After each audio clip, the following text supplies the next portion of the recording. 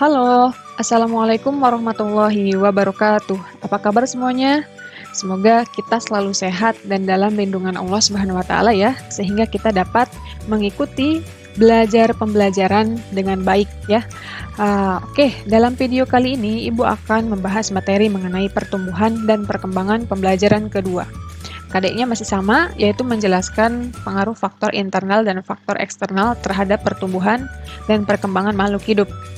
Lalu KD keterampilannya adalah menyusun laporan hasil percobaan tentang pengaruh faktor eksternal terhadap proses pertumbuhan dan perkembangan tanaman. Nah, ini kita sudah lakukan nih percobaannya. Tinggal hari ini adalah pengumpulan laporannya. Ditunggu ya laporannya. Oke, perhatikan gambar berikut. Di sini ada semangka yang ukurannya besar, terus ada semangka yang ukurannya kecil. Kita kalau ke pasar nih, beli sayuran atau enggak beli buah-buahan lah, pasti pengennya yang ukurannya besar, terus yang bagus, mulus, rasanya manis, segar. Nah, mengapa sih buah-buahan yang diperdagangkan di pasar itu memiliki kualitas dan ukuran yang berbeda-beda? Faktor apa saja yang mempengaruhi pertumbuhan tanaman tersebut? Jawabannya adalah ada dua kelompok faktor yang mempengaruhi pertumbuhan dan perkembangan pada tumbuhan, yaitu ada faktor luar, eksternal, dan faktor dalam, internal. Nah, pada video kali ini, Ibu akan menjelaskan secara dalam mengenai faktor luarnya saja, eksternal ya, untuk faktor dalam, internal di video selanjutnya. Oke, jadi faktor luar atau eksternal itu adalah faktor yang mempengaruhi pertumbuhan yang berasal dari lingkungan, seperti nutrisi, air, suhu, pH, kelembaban, cahaya, gravitasi, dan lain sebagainya. Pertama kita bahas dulu nutrisi. Nutrien atau nutrisi itu dibutuhkan untuk proses metabolisme tumbuhan.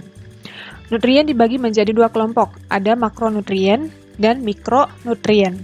Makronutrien itu adalah unsur yang dibutuhkan tumbuhan dalam jumlah yang banyak, seperti CHO-NPK, SCAMG. Sedangkan mikronutrien ini adalah unsur yang dibutuhkan oleh tumbuhan dalam jumlah yang sedikit. Contohnya ada Fe, Mn, B, Cu, Co, Zn, NiCl, dan lain sebagainya. Nah, kita lihat di sini tabel. Tabel ini adalah penjelasan dari fungsi dari unsur-unsur yang disebutkan tadi beserta akibat defisiensinya. Defisiensi itu kekurangan ya. Jadi apa sih akibatnya jika kekurangan unsur di dalam tubuh tumbuhan tersebut? Kita lihat di sini nih, unsur nitrogen. Fungsi utamanya adalah sebagai komponen asam nukleat, hormon, dan koenzim. Akibat defisiensinya, kekurangannya itu menyebabkan pertumbuhan tumbuhan menjadi lambat. Klorosis. Klorosis itu daunnya pucat ya. Pucat tipis berwarna kekuningan. Lalu buahnya masak sebelum waktunya. Selanjutnya ada unsur CHO, karbon, hidrogen, dan oksigen. Fungsi utamanya sebagai bahan dasar fotosintesis dan pembentukan amilum. Akibat dari defisiensinya, itu menyebabkan metabolisme terganggu, bahkan sampai menyebabkan kematian pada tumbuhan. Lalu ada fosfor, P.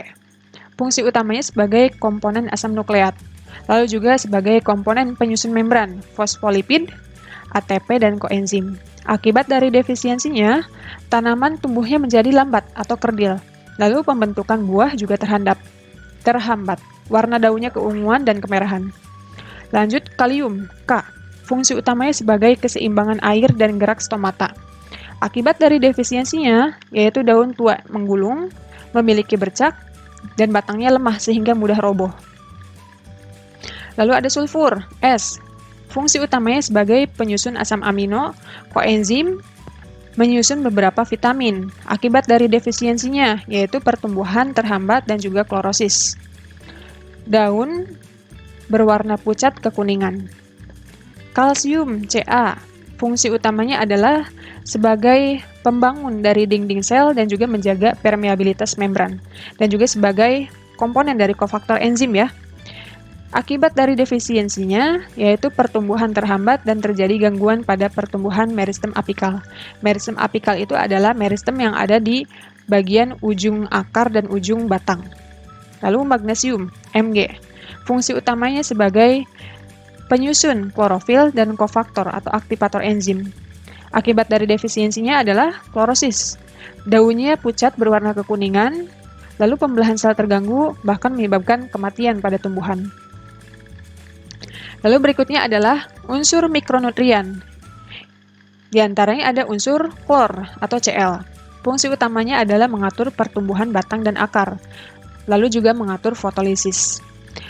Akibat dari defisiensinya yaitu klorosis, daun layu sedangkan akar memendek dan menebal. Besi, Fe, fungsi utamanya adalah sebagai pembentuk klorofil, komponen enzim sitokrom, sintesis asam nukleat. Akibat dari defisiensinya adalah klorosis, bahkan menyebabkan kematian pada tumbuhan. Lalu ada boron. Fungsi utamanya adalah mengatur perkecambahan, pembungaan, pembuahan, dan metabolisme nitrogen. Akibat defisiensinya, daunnya menjadi menebal, keriting, dan rapuh. Ujung batangnya juga mengering dan rusak. Mangan, Mn. Fungsi utamanya sebagai sintesis klorofil. Akibat dari defisiensi adalah klorosis, berkas pembuluh berwarna gelap. Seng, Zn.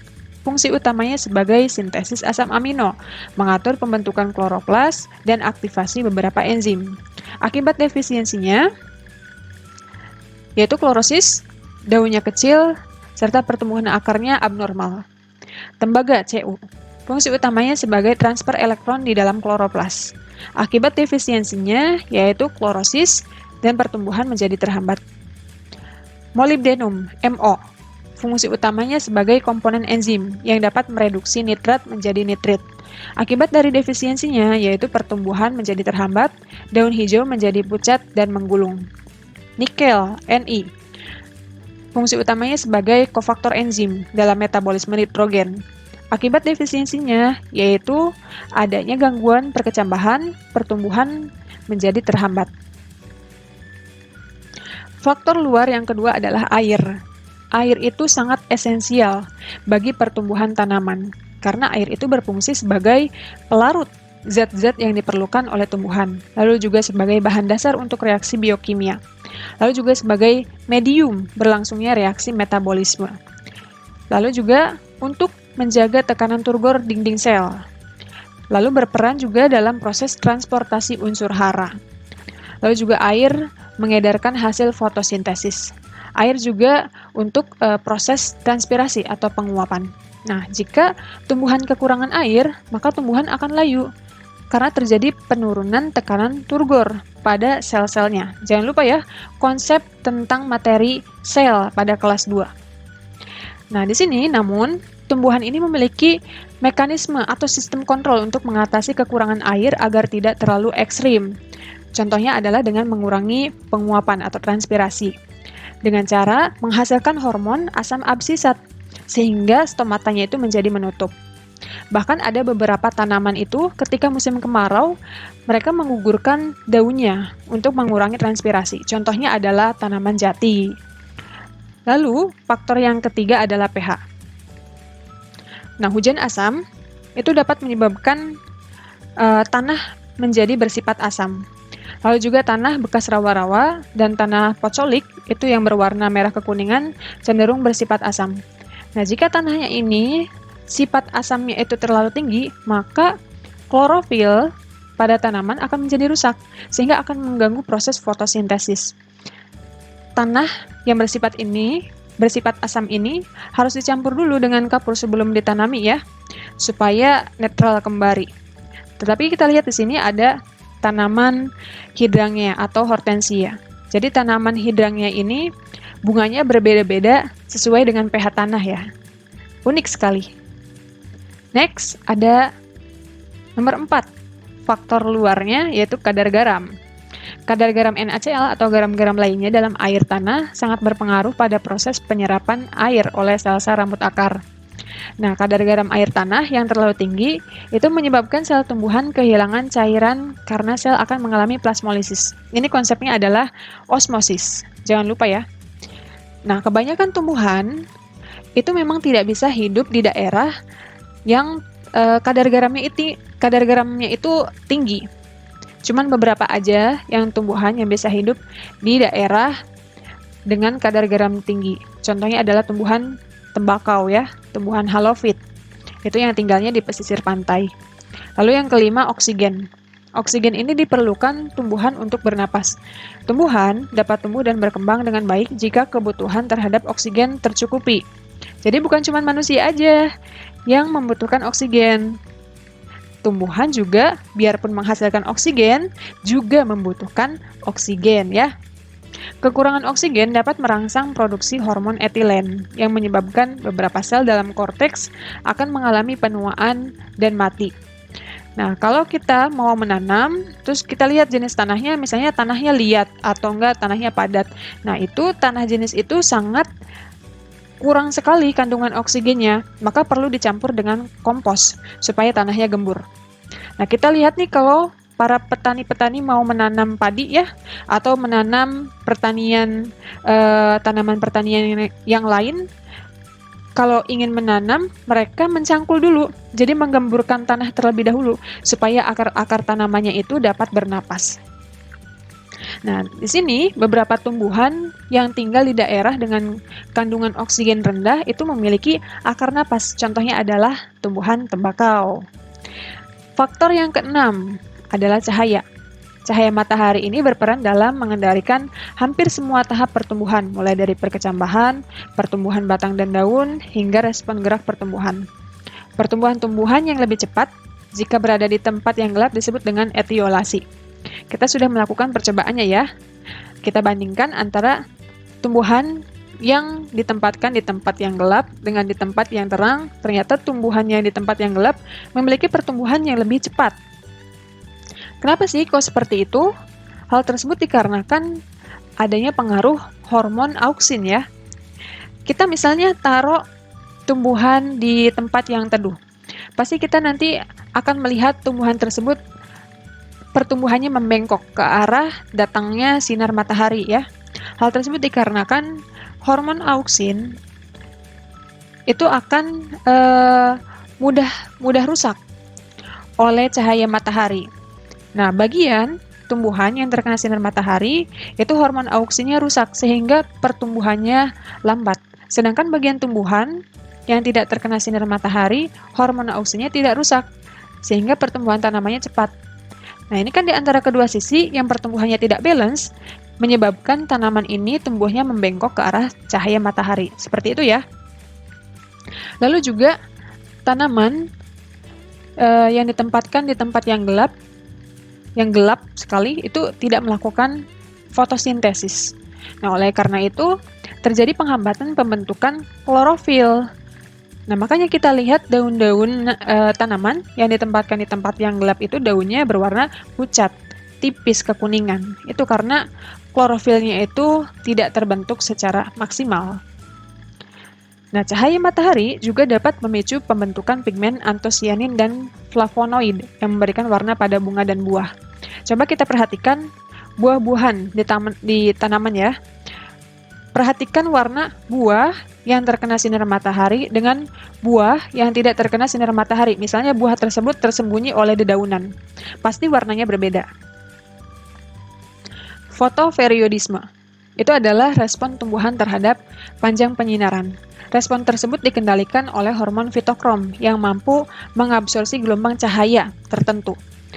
Nah, berdasarkan pengaruh perubahan panjang penyinaran terhadap kemampuan pembuahan tumbuhan itu dibedakan menjadi 3. Ada tumbuhan berhari pendek, tumbuhan berhari panjang, dan tumbuhan berhari netral.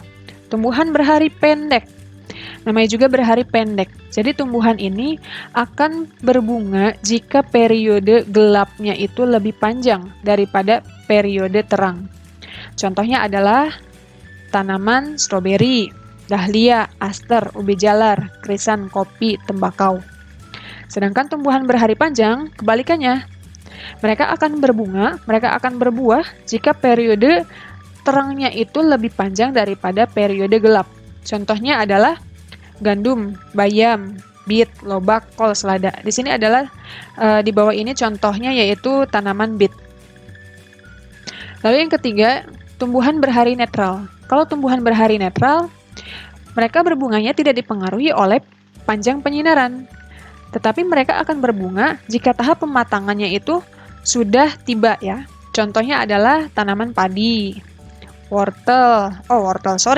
tomat, mawar, jagung, kacang, mentimun.